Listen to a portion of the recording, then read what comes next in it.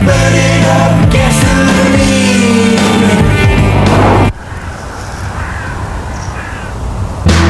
Burn up the gasoline. Burn it up.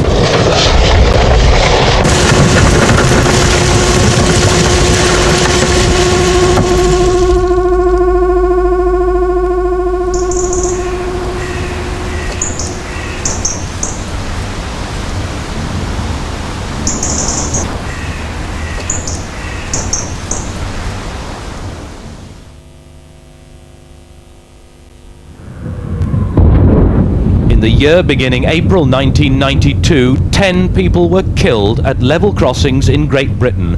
42 were injured. There was no railway equipment failure in these incidents.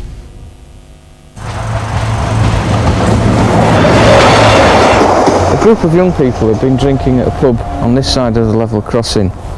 They jumped into quite a high-powered vehicle and, from what eyewitnesses have said, approached at around 60 miles per hour. The barriers were down and the red lights were on at the time, and the vehicle was actually stationary at the level crossing. They overtook that vehicle, drove onto the level crossing and actually hit the train here.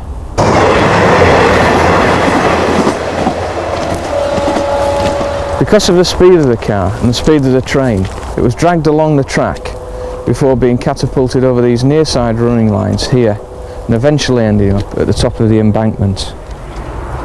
When I arrived at the scene, there were 4 bodies still in the car. 2 of them were alive and the front 2 passengers were dead. After a search, another body was found at the bottom of the embankment. Obviously I had multiple injuries, quite severe concussion. I've got a very vague memory of being I was in hospital for 1 week. I've got one very vague memory of being in hospital, more just a flash in my mind when I was actually told that Marie and Louise had been killed. After that, 10 days after that, I went to the funeral. Again, I remember about 3 little parts of that day. My memory came back, I would say, in full about 3 weeks after the accident.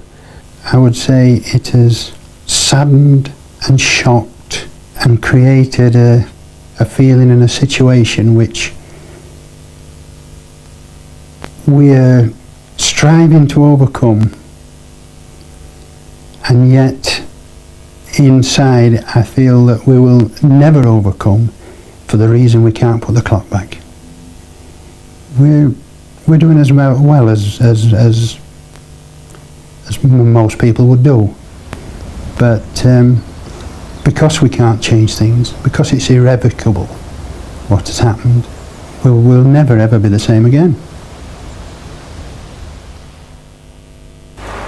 For the sake of a couple of minutes, this driver risks a fine, his licence and his life, not to mention the lives of railway workers and the public. There have been repeated efforts to bring home the monumental stupidity of ignoring the law. 2 campaigns by Railtrack in the northeast netted nearly 1,000 motorists, 90% of whom were prosecuted after cameras recorded the offence, the time and the speed of their vehicle. The driver of this bus, carrying 40 passengers, chose to continue over the crossing on red. He was fined by magistrates, lost his job and had his public service vehicle licence revoked.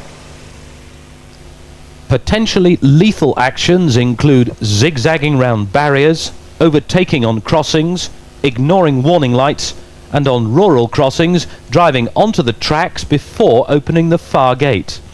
The Highway Code details clearly how to use railway level crossings. Approach them with care. Never drive onto a crossing unless the road is clear on the other side. Never queue on a crossing. The busiest crossings have lights and barriers. You must stop behind the white line when the lights come on. Early Nook signal box. Those in charge of large or slow-moving vehicles or animals must use the railway phone for permission to cross, and phone again when over the crossing. We can push it off, okay. If your vehicle obstructs the crossing for whatever reason, you must get everyone clear, then use the railway phone. If possible, move the vehicle, but get yourself clear if the lights and alarm activate. So where a crossing has lights and alarms, obey them. Where there are barriers but no lights, stop as they begin to close. At unattended crossings with gates, use the phone if there is one. Open both gates before moving over the crossing. Tell the signal operator you are clear and close the gates. At open crossings with no phone, gates, barriers, attendant or traffic lights, look both ways, listen, then cross without delay.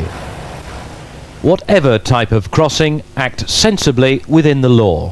Where relevant, read instruction signs, obey lights and barriers, and use the railway telephone.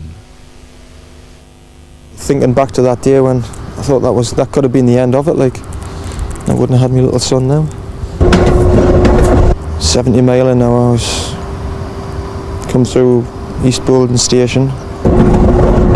I could see in the distance a vehicle waiting to cross the crossing about 2 mile up ahead.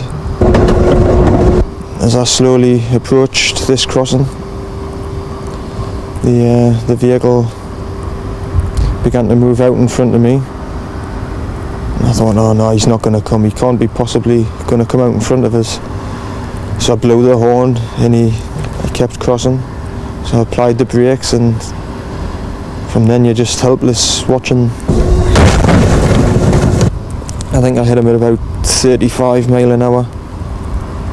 Took the back end clean off, and I stopped about 200 yards down the track.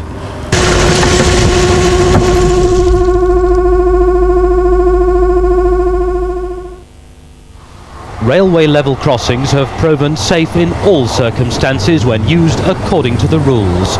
Observing instruction signs, lights and barriers will ensure your safety. Using the railway phone and acting sensibly at unmanned crossings will get you across without problems. The alternative speaks most eloquently for itself.